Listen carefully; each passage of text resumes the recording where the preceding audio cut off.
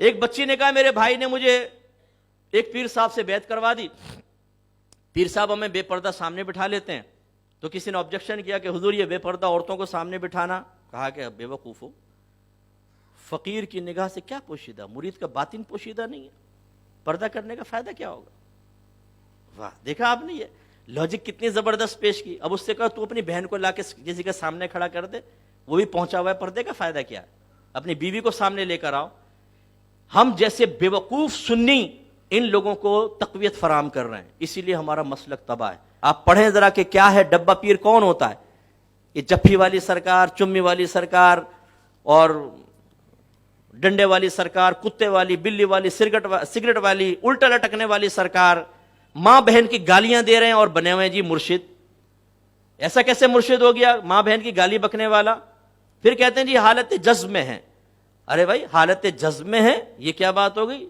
گالی کا ہوش ہے، باقاعدہ علماء کو گالیاں بک رہے ہیں، دیگر لوگوں کو گالیاں بک رہے ہیں، یہ کون سی جذب کی کیفیت ہے؟ ایک پیر صاحب گالیاں بک رہے تھے میرے سامنے، بولے یار یہ کیا کر رہے ہیں؟ مرید کہتا ہے آپ کو نہیں پتا، یہ بڑی معرفت کی بات ہے۔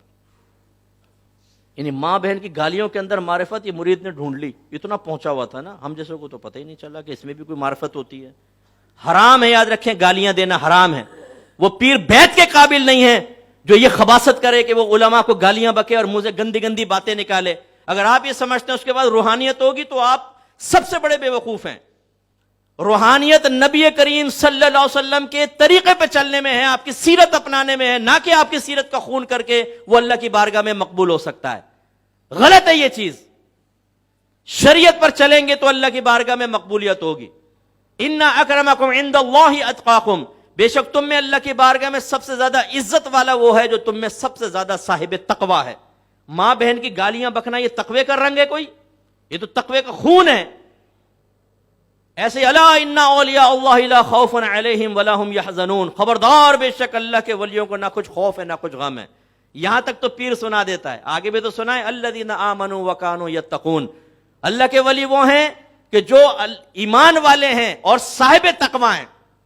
اس لیے مالک بن دینار رحمۃ اللہ علیہ فرمایا کرتے تھے اگر کوئی ہوا میں اڑے کوئی کمال نہیں، یہ تو مکھی بھی کر سکتی ہے، اگر کوئی پانی پہ چل کے دکھائے کوئی کمال نہیں، یہ تو ایک تنکا بھی کر سکتا ہے، اصل کمال یہ ہے کہ نبی کریم صلی اللہ علیہ وسلم کی شریعت کو اپنائے۔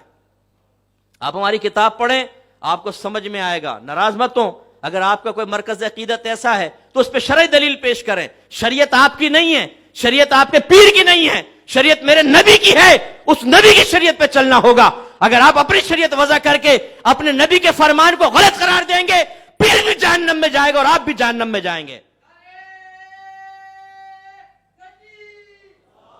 یہ ڈرامہ بنا لیا جی ڈنڈے والی سرکار، داڑھی غائب ہے، زلفیں بڑی بڑی ہیں، گلے میں مالائیں، انگوٹھیاں چڑھائی ہوئی ہیں، حق کے نعرے لگا رہے ہیں۔ بچہ تو کچھ پریشان لگتا ہے، ہاں بابا پریشان، ادھر آ، یہ ڈنڈا مارا، جا بابا کی جیب بھر جا۔